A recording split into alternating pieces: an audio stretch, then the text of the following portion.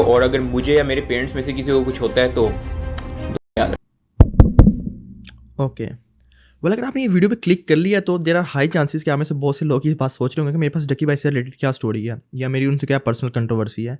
Well, ऐसा कुछ भी नहीं है, मेरी उनसे कोई भी पर्सनल दुश्मनी या पर्सनल कंट्रोवर्सी नहीं है, और ना ही हम यहाँ पे आज उनसे रिलेटेड कोई पर्सनल स्टोरी डिस्कस करने वाले हैं। अब ये बात सुनने के बाद बहुत से लोग ये बात सोच रहे होंगे कि हमने तो फिर गलती कर दी इस वीडियो पे क्लिक करके, क्योंकि हम तो यहाँ पे सिर्फ कंट्रोवर्सी के लिए आए थे। वेल, इस वीडियो में हम बात करने वाले हैं किस तरह ये सारी कंट्रोवर्सी स्टार्ट हुई और किस तरह एक के बाद एक यूट्यूबर्स इस कंट्रोवर्सी में कूदते गए, और किस तरह हमने बाकी यूट्यूबर्स की बजाय डक्की भाई को प्रायोरिटी दी, और किस तरह डक्की भाई हमसे झूठ पे झूठ बोलते गए। वेल, यूट्यूबर कंट्रोवर्सी की हिस्ट्री बहुत ही पुरानी है। आप ऐसा भी कह सकते हैं कि यूट्यूब पे सक्सेस का चीट कोड है कंट्रोवर्सी, और कुछ इसी तरह की स्टोरी है डक्की भाई की भी। Well, Ducky Bhai started his YouTube channel in 2017 और ये चैनल इंस्पायर्ड था Indian YouTuber roaster Carry Minati से। डक्की भाई ने अपने 100 के बहुत जल्दी कंप्लीट कर लिए थे बिकॉज यूट्यूब अभी रिसेंटली पाकिस्तान में अनबैंड हुई थी and there was no direct competition of Ducky Bhai at that time. Ducky Bhai roasted many people at that time and one of them is Shaam Idrees, जहां से ये सारी की सारी कंट्रोवर्सी स्टार्ट हुई। शाम अदरीस वाज फेमस और इसी मौके का पूरा फायदा उठाया डक्की भाई ने। अब डक्की भाई का कहना है कि उन्होंने रोस्टिंग के लिए मेल की थी शाम अदरीस को, लेकिन शाम अदरीस भी इस बात से डिनाई तो नहीं करता कि मेल ना आई हो। उन्होंने कहा मेल आई होगी, लेकिन मैंने उसका कोई रिप्लाई नहीं किया था, लेकिन डक्की ने फिर भी मेरे ऊपर वीडियो बना दी। अब डक्की ने शाम अदरीस के ऊपर वीडियो बना तो दी थी, लेकिन अगर बात सिर्फ शाम अदरीस तक रहती तो कुछ समझ भी आता। डक्की ने उसकी वाइफ फ्रॉगी को भी नहीं छोड़ा और उसको फैमिली व्लॉगिंग के लिए बहुत ज्यादा ही रोस्ट कर दिया, जिसके बाद होना क्या था, वीडियो वायरल चली गई और जिस मकसद के लिए डक्की भाई ने वीडियो बनाई थी वो उनको मिल गया। डक्की भाई गॉट द फेम ओवरनाइट, एक ऐसा बंदा जिसको हार्डली अभी कोई जानता था। अब डक्की भाई का नाम हर बंदे की जुबान पे था। अब ऐसा नहीं है कि उस वक्त और यूट्यूबर्स नहीं थे पाकिस्तान में, there were other youtubers as well like P4 Pakao, Irfan Junejo, Mooroo, Bekaar films, Karachi vines extra. लेकिन डक्की भाई को वो जो फेम मिला सिर्फ उस एक वीडियो से, उस वक्त वो फेम किसी और के पास नहीं था, और सिर्फ उस एक वीडियो की वजह से डक्की भाई became the number 1 YouTuber of Pakistan.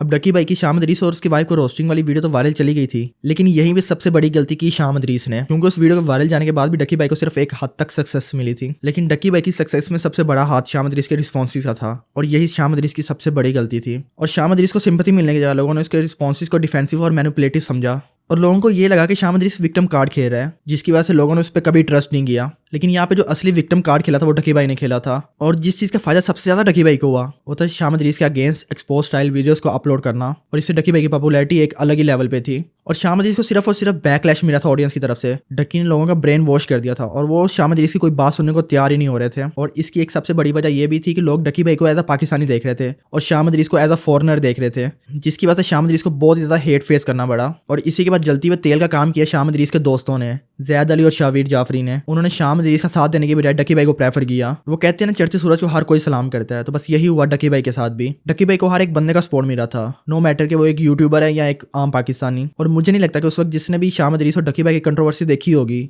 उसने डक्की भाई का साथ ना दिया हो। But the real irony is के डक्की भाई के 8 मिलियन प्लस फॉलोअर्स हैं और शाम अभी तक 3 मिलियन भी क्रॉस नहीं कर पाया।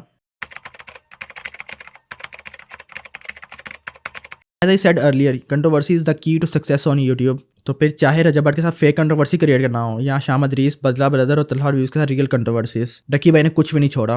शाम अदरीस के साथ जो चीज़ डक्की भाई ने की उसकी फैमिली को रोस्ट करके, बदला ब्रदर ने वही चीज़ का इस्तेमाल करते हुए डक्की भाई को रोस्ट कर दिया। लेकिन यही चीज़ बदला ब्रदर को बैकफायर कर गई, क्योंकि उस वक्त डक्की अपने कैरियर के पीक पे था और इस वजह से बदला ब्रदर को बहुत ज़्यादा हेट फेस करना पड़ा डक्की के फैंस की तरफ से। अब ये बात शायद वहीं पे खत्म हो जाती, लेकिन डक्की ने बदला ब्रदर की वीडियो डिलीट करवाने के लिए बहुत से इलीगल वेज का यूज़ किया। डक्की और नदीम नानी वाले ने पुलिस की हेल्प से बदला ब्रदर को घर से उठवा लिया और उसको बहुत ज़्यादा टॉर्चर किया, और इसी के साथ उसको थ्रेट भी किया, जिसके बाद बदला ब्रदर को उस वक्त माफ़ी भी मांगनी पड़ी। लेकिन बाहर आते साथ ही बदला ब्रदर ने भी इनके खिलाफ लीगल केस कर दिया, जिसके बाद डक्की को अपनी इमेज बचाने के लिए कंट्रोवर्सी रिजॉल्व करना पड़ी उस वक्त तो। लेकिन उस वक्त सिर्फ डक्की भाई की कोई एक कंट्रोवर्सी नहीं थी, डक्की भाई की कंट्रोवर्सी हर दूसरे बंदे के साथ थी। सबसे पहले डक्की भाई ने शाम अदरीस के साथ कंट्रोवर्सी की अपने फेम के लिए, और जब यही चीज़ बदला ब्रदर ने डक्की भाई के साथ करने की कोशिश की तो डक्की भाई ने इस बात को कुछ ज़्यादा ही सीरियस ले लिया। और फिर डक्की भाई की कंट्रोवर्सी शमीर अब्बास शाह के साथ भी थी, और उसके बाद जब रजब भट्ट फेमस हुआ तो उसके साथ एक फेक कंट्रोवर्सी क्रिएट कर दी।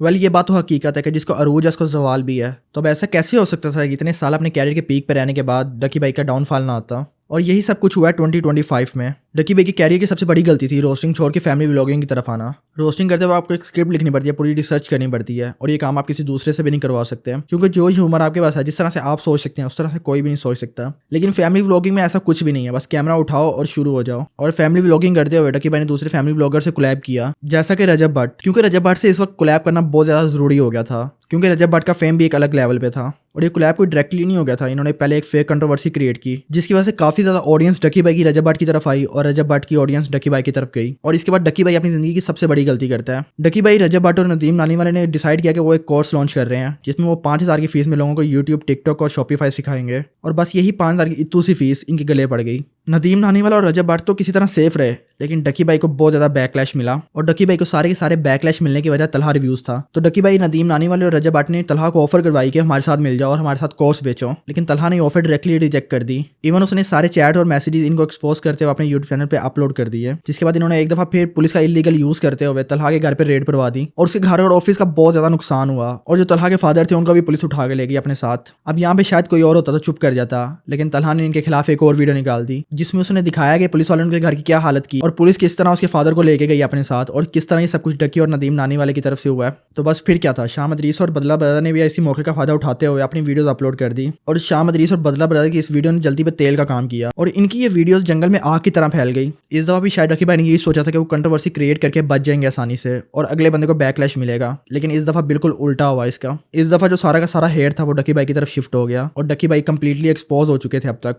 और इसी वजह से लोगों ने अब डकी भाई को हेट करना स्टार्ट कर दिया। और कुछ ही टाइम पीरियड के अंदर अंदर डकी भाई ने अपने 1 मिलियन प्लस फॉलोअर्स लूज कर दिए। डकी भाई ने जो फेम, जो सक्सेस कंट्रोवर्सी करके हासिल की थी, आज वही कंट्रोवर्सी उनके गले पड़ गई। वेल, रिसेंटली मिस्टर बीस्ट ने अभी इंडिया विजिट किया और वो वहाँ पे बड़े बड़े यूट्यूबर से मिला। लेकिन मैं सिर्फ ये बात सोच रहा था कि अगर मिस्टर बीस्ट पाकिस्तान विजिट करता है तो हमारे पास ऐसे कौन से यूट्यूबर्स हैं जिनको हम मिस्टर बीस्ट से मिलवा सकते हैं। यहाँ पे हर दूसरा बंदा फैमिली व्लॉगिंग कर रहा है, चाहे बड़े से बड़ा नाम देख लो, चाहे छोटे से छोटा बंदा देख लो, सिर्फ फैमिली व्लॉगिंग का फीवर है इनके सर पे। ऐसा लगता है कि जैसे हमारे पास कोई कंटेंट ही नहीं रह गया फैमिली व्लॉगिंग के सिवा। हाँ, कुछ अच्छे यूट्यूबर भी हैं पाकिस्तान में, जिस तरह Mooroo, Irfan Junejo, wild and by Brar और जलमी। लेकिन आयरनी तो ये है ना कि ये लोग ज्यादा फेमस नहीं उन फैमिली व्लॉगर से जो अपनी फैमिली दिखा के फेमस हो चुके हैं। और जो लोग रियल कंटेंट दिखाते हैं, जो क्रिएटिविटी दिखाते हैं, उनको कोई देखना नहीं चाहता। असल में यहाँ पे गलती फैमिली व्लॉगर्स की नहीं है, यहाँ पे गलती हम लोगों की है, जो कि इन लोगों को देखना चाहते हैं एक्चुअल में। अगर ये उनका कंटेंट चल रहा है तो देयर इज नो डाउट कि यहाँ पे देखने वाले भी हैं, वरना अगर एक इंसान एक वीडियो बनाता है और वो चलती नहीं है तो वो दोबारा वैसी वीडियो क्यों बनाएगा। लेकिन हमने बस अपनी फैमिली को इस तरह शो करवाना बहुत ज्यादा नॉर्मलाइज कर दिया है। हाँ, कुछ लोगों को मेरी बात बुरी लगेगी, but seriously we need to end this family vlogging and we need to appreciate the real content. भाई, इंडिया में देखो हर बंदा एक अलग कंटेंट बना रहा है और फैमिली व्लॉगिंग वाले इतने लोग नहीं है। अब ये चीज आप भी मुझे बता दें कि आप कितने इंडियन फैमिली व्लॉगर्स को जानते हैं सौरभ जोशी के अलावा। किसी और का नाम आपने बहुत ही कम सुना होगा, बिकॉज वहाँ पे यूट्यूबर थे भुवन बाम जैसे, कैरी मिनाटी जैसे, आशीष चंद चलानी जैसे, थगेश जैसे, फुकरा इंसान जैसे, मिथपैट जैसे, टिगर इंसान जैसे। लेकिन ये पाकिस्तान में क्या चल रहा है? रजब भट्ट, डकी भाई, मास अफदर, भाई सारे के सारे यूट्यूबर्स ही फैमिली व्लॉगर्स हैं। हमारे पास कुछ और कंटेंट ही नहीं है, या एक्चुअली हम मेहनत करना ही नहीं चाहते, हम क्वालिटी कंटेंट प्रोड्यूस करना ही नहीं चाहते, हम सिर्फ आसान तरीकों की तरफ भागते हैं। भाई चलो कुछ आसान नहीं सही, लेकिन कुछ क्रिएटिव तो लेके आओ। पहले इस फैमिली व्लॉगिंग का लोगों में बहुत ज़्यादा नेगेटिव इंपैक्ट हुआ है। हम लोगों ने रजब भट्ट, डकी भाई जैसे लोगों को आइडल्स बना के रखा हुआ है अपना। हम लोग इनको ब्रांड कहते हैं। भाई कौन से ब्रांड है ये सिर्फ अपनी फैमिली शो कराते हैं, सिर्फ फेम और पैसे के लिए। ये अपनी शादियों में बेतहाशा पैसा उड़ाते हैं, जिसकी वजह से लोग डिप्रेशन में जाते हैं कि भाई हमारे साथ क्यों नहीं हो रहा ये सब कुछ। अब कुछ लोग आएंगे और कहेंगे भाई आप इनसे बहुत ज्यादा जेलस हो रहे हो, लेकिन मुझे एक वजह बता दो इनसे जेलस होने की। इनके पास है ही क्या? कंटेंट के नाम पे सिर्फ फैमिली। भाई यकीन करो, जो ये लोग ऑन कैमरा होते हैं, ऑफ कैमरा वैसा कुछ भी नहीं होता। ये सिर्फ और सिर्फ एक धोखा है। लेकिन बहुत से लोग इस बात को नहीं समझेंगे, लेकिन एक वक्त आएगा क्योंकि ये चीज खुद ब खुद समझ आ जाएगी। Actually yes, we failed as a society. हम लोगों ने बहुत ज्यादा गलत लोगों को प्रमोट कर दिया है, हम लोगों ने बहुत ज्यादा गलत लोगों को प्रायोरिटाइज कर लिया है। हम लोगों को दूसरों की फैमिली में इंटरेस्ट इतना ज्यादा है। भाई एक वक्त था कि लोग आपस में बैठ के फिल्म्स, ड्रामास देखा करते थे साथ इकट्ठे, लेकिन अब लोग इकट्ठे बैठ के फैमिली व्लॉग्स देख रहे हैं। भाई हम क्यों किसी दूसरे की लाइफ में इतना ज्यादा इंटरेस्ट ले रहे हैं, जबकि हमारी अपनी लाइफ अभी तक ट्रैक पे नहीं है। हमारे पास जिंदगी में बहुत कुछ करने को है, लेकिन हम अभी भी दूसरों की लाइफ में इंटरेस्ट लेके बैठे हुए हैं। बाकी समझने वाले तो समझ जाएंगे, लेकिन जो नहीं समझेंगे उनका मैं कुछ नहीं कह सकता। शायद एक वक्त आएगा कि उनको खुद ब खुद सारा कुछ समझ आ जाएगा। बाकी आप इस सारी कंट्रोवर्सी से रिलेटेड क्या सोचते हैं कमेंट में जरूर बताइएगा। फिर मिलते हैं अपनी एक नई वीडियो में, तब तक के लिए ख्याल रखिएगा अपना। और हाँ, आज से गलत लोगों को आइडलाइज करना बिल्कुल खत्म। Bye bye.